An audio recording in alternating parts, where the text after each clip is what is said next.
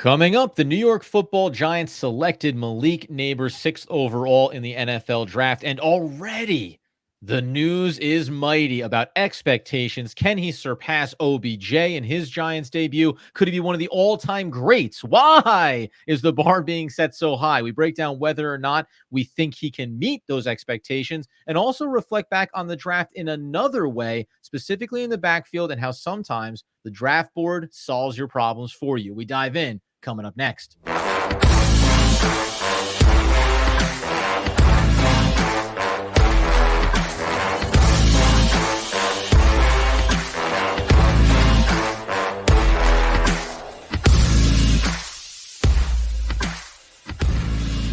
Yes, my friends, it is OGP, the One Giant Podcast, where you know that we are your host. Over here, Adam Armbrecht, over there, Andrew Makowitz. We're healthy, we're wealthy, we're wise, we're enjoying ourselves on a Wednesday, talking about Malik Nabers, expectations for his rookie year, and then also, we talk about Tyrone Tracy Jr., happy little accidents, baby, when it comes to that draft board. We're going to get into it all coming up here, but first, we'll let you know today's episode is brought to you by Personam. Personam is an AI-driven cyber threat detection engine. Personam improves your vision into your network security environment and allows you to see cyber threats that other tools and platforms simply cannot do. Personam is always vigilant and always learning. Well, we're always learning, Andy, is that when you are a fan base that has not had a number one wide receiver in quite some time, once you draft him, immediately we start to have the conversations. Could he be one of the all-time great rookie wide receivers in the NFL?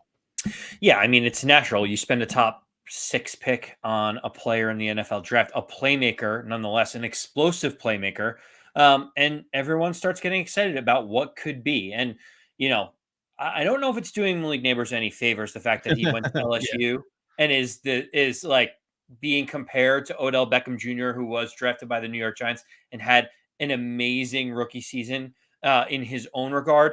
It feels like the comparisons are already there. And even the NFL.com Twitter handle came out and was like, Malik Nabers, can he break Odell Beckham's rookie season of 1,300 something yards as a Giants rookie record? And I kind of was floored at the fact that they're even putting that out there as a possibility or something that he's looking to eclipse. How do you feel about hearing the expectations that are already starting to be levied on Malik Nabers in year one?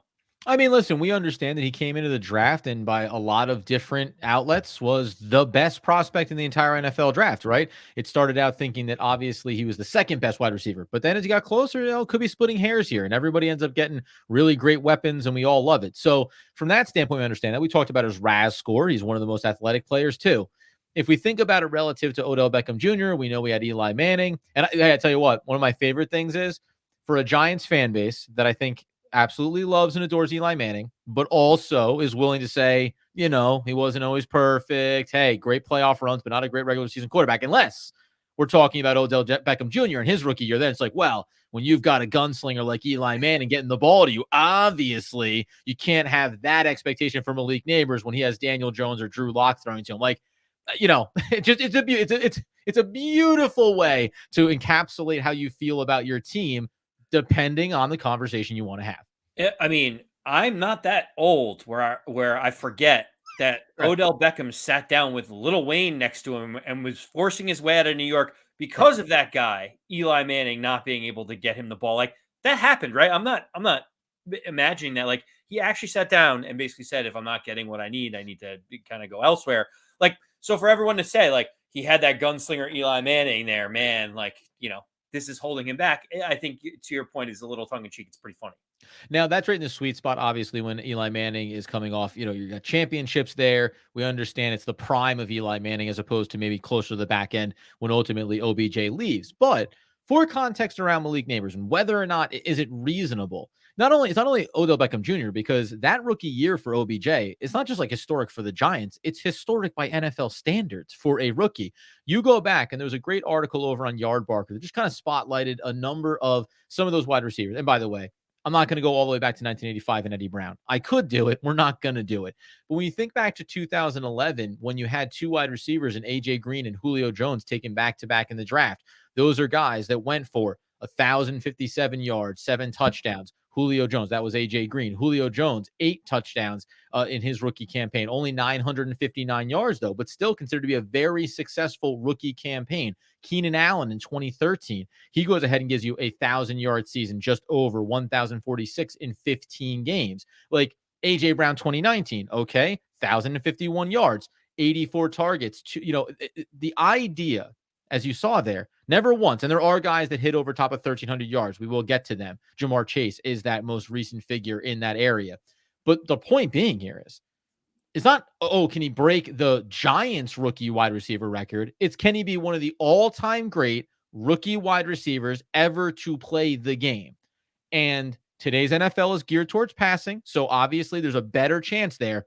But my God, why don't we go ahead and just heap all of the pressure onto Malik Nabers that is humanly possible? Well, okay. So to curtail things a little bit on our Okay, end, I'll get realistic in what I think is a better indicator. So, Adam, if you had to guess, Andrew. Las Vegas is saying Malik Nabers will accomplish, and what do you think the over under receiving yards for Malik Nabers in bettors' eyes is? Do you have a number that you think they're putting on it? Oh, that's a good one. I'm listening to all these numbers out there. I think he'll do better than this, but I'm going to say it's something just under 1,000. So it's 840 yards. Okay. I was going to be like 950-ish, something around that kind of range. So the expectations from Vegas are actually not as high as maybe. So just kick in like another 40%. You're right there.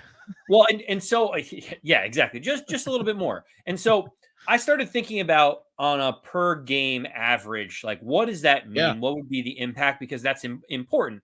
Now, if you were to play all 17 games that the Giants have, how many yards does that equate to? It basically equates to 49/50 yards a game. Which So does like seem if like he's nothing. healthy and he plays every single game, 50 yards seems definitely achievable. And when I think about the expectations for him as a wide receiver, just in the league, never mind rookies, Yeah. you may say, okay, well, what where would it be good for Malik Nabers to fall? Are you saying he should be a top 10 wide receiver right out of the gate, a top 20? Like what are the expectations on where he should end up being? Mm-hmm. And so I kind of broke it down that way. And so Adam, another question for you. Feels Okay. like a trivia Wednesday for me. Pepper me. What is the average yards per game that receivers have that gets you into the top 20 in the league in 2023?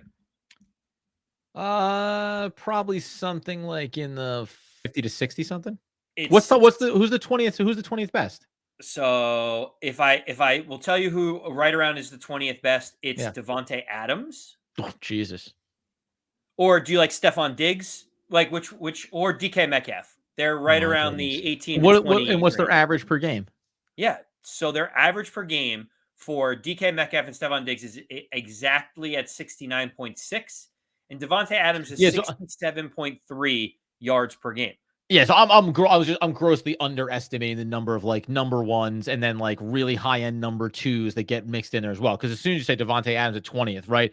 Okay, yeah, but so there you go. So you're talking about, as I know this is what we're getting to, is so we're talking about top 20-ish. Like he's got to be, like he's got to start to sniff the edge of a top 20 wide receiver in his rookie year. Right. And if he ends up getting 67 yards per game, which is the number that I'm kind of floating around there, it's DK Metcalf, it's Stephon Diggs, it's Devontae Adams, which are huge names in the wide receiver landscape. Like if let's just say that he has that 67 yards over 15 games, Adam. Let's say Malik Nabers, sits out a couple games, there's injuries, things that happen. That's 1,005 yards.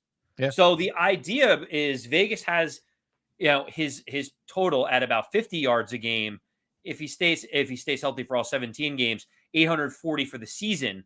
For him to live up to these expectations everyone's talking about, forget about the rookie records because those numbers are insane. For him to even be around a top 20 wide receiver in his first year, he's got to be in that range of some of these great Pro Bowl and All-Pro wide receivers. We're not even talking about the guys like Tyreek Hill, who averaged 112 yards a game, or Justin Jefferson at 107, or Right. CeeDee Lamb at 102. Those are the guys that average over 100 yards every game. We're talking about the 20 to even 25, the 25th best, Adam, comes in, and it's TJ Hawkinson at 64 yards a game at the tight end position. So, like, Tank Dell was sitting Mhm. there at 64.5. You have to have over 60 to be a top 25 wide receiver. We can't have Malik Nabers averaging 35, 40 yards a game and expect us to feel like we got the right value out of a wide receiver at the 6th spot. No, as you said, 840 over. I mean, take the over. I mean, crush the over on that because now, and again, maybe Vegas is accounting for games missed or not. But listen, by hook or by crook, if Malik Nabers is not getting every opportunity to produce at that level on a week over week basis, we have a massive problem in New York. Coming up here in a second, let's talk about looking back, not at last year, because that's an ugly sample size. Let's go the year prior, the playoff season for the New York Football Giants on targets.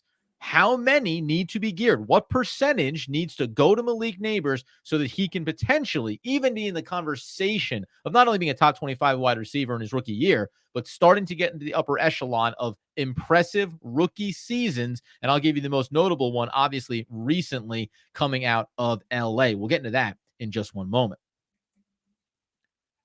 Okay, so as we talk about Malik Nabers and the high expectations, let's just real quick here. So we're talking about, could he break OBJ's record, 1,300 something yards? But are we being unreasonable? Because you mentioned, 67 yards. I initially said, give me 63 and a half yards per game, but give me over 17. It's going to get you around 1,050, 1,070. What is just right out of the gate here, before we talk targets and volume and what it needs to get there? What is your expectation for Malik Nabers? Let's just start with yardage. How many yards is he going to have this rookie season coming up? I mean, so that is a very interesting question because Odell Beckham Jr. is the last person to have over 1,000 yards receiving for the Giants, and that was prior to Daniel Jones being quarterback. Darius Slayton has led this team the majority of years since Daniel Jones has been there, with the odd randomly Kenny Galladay 530 something yards leading the team. Mhm. But Darius Slayton has been consistently at 730, 750 yards when he has led the team. So what we're saying is Malik Nabers comes in and instantly beats that by 100. I don't know. I don't know because I don't. My challenge is that I think that this offense is more geared towards spreading the ball out to different players at different positions. The way that Kafka schemes things up, it doesn't seem like he necessarily needs a number one wide receiver. So for me, I don't know if he gets to 840 because if you think about it, if you have a healthy Wan'Dale Robinson from the start, how many targets is he going to get? Is Jalen Hyatt going to emerge as a complementary piece? Is Darius Slayton still going to be here? Is Darren Waller coming back or not? How many targets are the tight ends going to get? If you're saying that Daniel Jones is going to throw for 3,000 yards, there's only a certain amount of And a yards third of that the those are wide going to go to receivers can Malik get, Nabers. right? Yeah, and a third of those need to go to Malik. Otherwise, we don't get to our mark. And so a third. So what we're saying is, in order for him to be successful, almost a third of the yards that Daniel Jones throws for has to be directly to Malik Nabers this year. Well, and so that's a big part of it for me. So here's the thing. Here's what I would bring up about it, because that's the interesting question around. Well, what is the offense, structure geared towards? Spreading the ball around. Malik Nabers is obviously, just by being on the field, going to make life easier for Wan'Dale Robinson, make life easier for Jalen Hyatt, for Darius Slayton. But one of the interesting ways too is, so we know like Darius Slayton comes off of this 40 receptions on 71 targets. So 65% he converts those in terms of targeted, turning them into catches. 15.7 average yards per catch, 724 yards. Now, that's going back to the 2022 playoff season. That's what we're referencing here. Had another solid season this past year as well. But if you go and look at, say, Jamar Chase, now we're not talking about who's throwing him the football just yet, but this is a guy that's received 128, 134, and 145 targets over the first 3 years of his career. 81, 87, 100 catches. Now, by the way, in that second year, 2022, 87 catches, 1,046 yards, right? So the volume was down in terms of yards per catch. But if you think about target to reception ratio, 128 to 81 in his rookie year, well, you're talking closer to over 70% than 65%. If we're talking about talent, right? In that rookie year, 11 drops, 5 drops. If we believe that Malik Nabers is that elite talent, I think we need to start to think about him on that scale. And whether or not we view the offensive system for Kafka and for Dable as being, well, it's more of a spread them out. We want to get volume everywhere. We have to, I think, change our opinion about the way it's looked versus the way it's going to look. Because when I go back to that playoff year and I say that I had as I mentioned, Darius Slayton, 71 targets. Richie James, of all people, 70 targets. 42 for Hodgins, 76 for Saquon Barkley out of the backfield. There's certain things here that when you adjust them, now there's different players in terms of their wide receiver room for sure, but you know that whether it is, if you want to say 1-to-1, 70 targets for Wan'Dale Robinson instead of Richie James, where are those Saquon Barkley targets going to go? Still going to have some players there. Daniel Bellinger, 35, Sterling Shepard, 24, down and down the line you go. I do think that we are going to see a little bit more condensed volume going to specific targets. And if Darius Slayton is here, I'll actually make the contention that you're going to see his target volume go way down, but you're going to still see his production be solid because now you're talking about number ones watching Malik Nabers. And I think sometimes we forget Darius Slayton has the speed. He has the size. He can get over the top. So I actually think like we may look back as Darius Slayton needing to do more with less and still trying to come out into that 700-ish kind of category when we think about his end of the year numbers. Yeah, well, so that's the big key. I feel like Malik Nabers, you may say, well, he's a wide receiver one. What does it matter if Darius Slayton's here? It's just there's so many mouths to feed if he's here. If he's not, then it changes things dramatically. Adam, we talked about 89 targets, by the way, were put out in 2022 from the QB position for the Giants. 489 targets. So start to slice up that pie, right? You want 70 for Wan'Dale Robinson, 70 for Darius Slayton. Okay. Jalen Hyatt, where is he in the pecking order? Give him 50. That right there alone gets you to about 190. So if you're talking, you can still give Malik Nabers 100 to 125 targets and then spread out the rest of it across running backs and tight ends. So, we can still talk about getting to 125 in terms of targets for Malik. Yeah, I mean that is fascinating to think about. Like he can still get there. I mean, when you talk about the target to reception ratio, Yeah. all the all-time greats are around 1.6. You look at a Larry Fitzgerald and a Steve Smith. So when you think about it, like if you're saying how many catches does Malik Nabers have? There's a whole nother way that you could do this math, Adam. Like if you're saying 840 yards, right? Seems like you're like, okay, that's an interesting number. What does that actually mean? How many catches did Darius Slayton have last year? Yeah, 41, right? No, sorry, I'm doing the 2022 year. What do you have last year? Over 50? Darius Slayton had 50 catches last year. So if you were to say, like for like, replace Darius Slayton with Malik Nabers, I'm doing it on the fly for you right now. So in order to be able to reach 840 yards, he would have to average 16.8 yards per reception, which is even higher than what Darius Slayton had. So you figure he has to get a higher target share. He has to have more receptions than Darius Slayton. And unless you really think he's going to go 16 yards per catch, which would be I'm not saying he's going to 16 yards per catch. But what I'm going to tell you is, like, I know you're talking about like who was the high volume getter for the Giants this past year. I love Darius Slayton. He's a 5th round wide receiver. I'm talking about one of the best historical RAS scorers at the wide receiver position in draft history. I'm talking about a consensus potential best overall player in the draft class in a very deep wide receiver class. So, 15.7, whatever the number ended up being for Darius Slayton a year ago, you're talking about 15.7 on I keep being in 2022. I got to change my year here so I can actually have a conversation like a real adult. If you're talking about Darius Slayton having 50 catches a year ago on 79 targets and a 15.4 per reception, fine.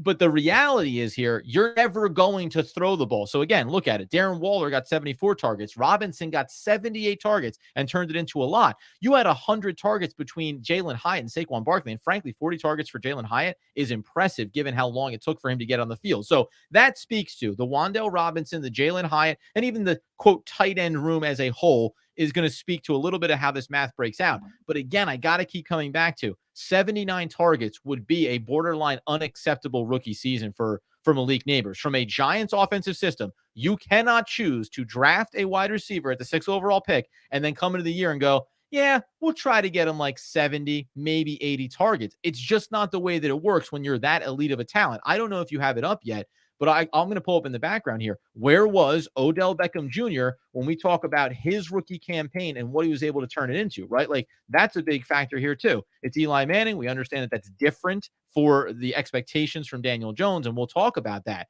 But if you go back to Odell Beckham Jr.'s rookie campaign, 2014, he had 91 receptions on 130 targets. 130 targets, Andy. Again, different system, different time. It's 10 years ago. He followed up with 158 targets and 169 targets after his injury season in 2017, came back with 124 and 133. Like, we're dealing with a different beast here. The Giants have not had a number one since Odell Beckham Jr. So when we start breaking up this pie, we're thinking about it like all these guys are kind of created equal, because they all kind of are. Not Malik Nabers. You take a big majority of that chunk and you say, you are the bell cow here. Now, whether or not it provides bigger opportunities for everybody else, of course, but I do not see a world where we are talking about Malik Nabers, assuming health for everybody. Anything less than 100 targets in his rookie season would be blasphemy. And I guarantee you will hear it from week one from the fan base, as they rightfully should. Why is Malik Nabers not getting 7 to 10 targets per game if necessary? Well, Adam, so I keep doing. I'm going back and I'm doing the math right now. So it's like, all right, let's say he has 110-ish targets, right? Yeah. Because he is that guy. He is him. Well, average catch percentage of the high end guys is 1.6. So that would leave you with 70 yards per game, which would put him in that top 20 category that you mentioned if we're getting there. Now, if he ends up having 70 catches and he averages, I mean, listen, the top 10 or 12 in average yards per reception is Nico Collins, Alex Pierce, a couple other guys at 16 yards per reception. Yeah. Then you get guys like Brandon Ayuk, Amari Cooper, some big play guys like DK Metcalf are in the 16s. Let's just say he cracks the top 20 and he's 15 yards per reception on 70 catches. Adam, that's 1,050 yards. So like but if you break it down and you're like, have a reasonable yards per reception for as explosive as you are. Make sure he gets over 100 targets, which leads to about 70 catches. If he stays healthy for the year, he should easily break 1,000 yards. Of course he should. Of course he should. Wan'Dale Robinson had 60 catches on 78 targets last year for a measly 525 yards. Different routes, different expectations, blah, blah, blah, blah, blah. Again, I don't care whether it's about that he averages 15 to 16 yards per reception and he does it on 70 catches, or he does it on 80 catches and it's really 13 yards per reception, but the explosive plays are there. We'll get into it deeper here, but I ran off those list of names that we talked about before, guys that have done it at a high level. Yes, Malik Nabers is going to be in that conversation of all of those players. Now, will he get to a Justin Jefferson level from 2020, 1,400 yards? This is where the quarterback factor comes into play here, right? This is where it was Daniel Jones, is Drew Lock. Does the line really take that next step forward? That's all going to be a big factor here. But just on spec, because none of these guys had perfect situations all the way through. He is going to be 1,000-yard receiver. He's going to see 100 to 125 targets, and I'd say closer to 125 than 100, and he's going to be a 70-plus reception guy. If he's not, then something is broken about this offensive system, because the talent disparity between him and Adarius Slayton, no disrespect, is going to look, you're going to see how wide that is when these guys are on the field together. We're going to get flashes of what we remember from a decade ago when OBJ was doing it for this team. When you haven't seen it, right? Absence makes the heart grow fonder and makes the mind forget. So you're going to remember what it is to have an electric talent like this, I think. Yeah, Adam, you know what? You sparked something in me. It's like we have just seen futility for so long that we forget that other teams are allowed to have nice things, right? You're watching average guys, good guys, average guys, good receivers, Wan'Dale, good guys, good reception, good players. Okay, and I know that this is not where we wanted to go, but it's just making me think about these things. It's like, you look at the Miami Dolphins and they have Tyreek Hill, who's talking about, can he get 2,000 yards, right? Yeah. Like think about how crazy that is. I would say Tua Tagovailoa is a fine quarterback, an okay quarterback. Maybe doesn't have the strongest arm. Maybe can't make all the throws on the field. But like Tyreek Hill is looking to get 2,000 yards with Tua Tagovailoa as his quarterback. Are we saying Malik Nabers shouldn't be striving for over 1,000 yards with Daniel Jones as his quarterback? Like, I think it's reasonable to say, regardless of what it is, 1,000 yards feels like the benchmark of a top-line wide receiver, even if he is a rookie, even if the quarterback situation can be a little bit questionable. Of course, man. And I'll make it really simple for you before we move on here. We're going to button this show up. I want to make a really quick draft note that I think is interesting. You want to have a conversation about what it looks like? Okay, let's go over inside of the same stadium and talk about Garrett Wilson. This is a guy that was playing with Zach Wilson as his quarterback. His so far career through 2 seasons, guess what? volume. 147 in his rookie campaign, 168 in his second year. With Zach Wilson as his quarterback and a hodgepodge of other nonsense, he went for 1,100 and 1,042 yards. And whatever Daniel Jones is not, he is definitely better than Zach Wilson. So, and I'll make the, it'll be interesting to see how Malik Nabers starts his career, because I bet we're going to talk about him being one of those better ones. So I'll plant my flag right now before we button this on up with a little tidbit about the draft. I think that this is a 1,100 yard season for Malik Nabers as a rookie. I think we're talking about being in that upper echelon, top 20-ish all time. And then the touchdown volume is really going to be able to put him over the top if he can get to 7, 8, 9 touchdown reception in the season. So we'll talk about this more in the offseason, but I have very high expectations. You take a kid like this with his skill set, he better be knocking on the door of those. And I don't care if it's Zach Wilson, Tom Brady, or me throwing him the football. He's going to be the elevator. Last thing, keep in mind, 1,000 yards. Even as the benchmark, we think of 1,000 yards rushing and receiving as a big time number and stature. 1,000 yards would have made him 29th on the receiving list this year, just behind Terry McLaurin at 1,002 yards. Yeah. That needs to be the expectation. Yes. That has to be the expectation. If you are going to draft a wide receiver this high, they need to be able to make this type of immediate impact. Adam, we can't.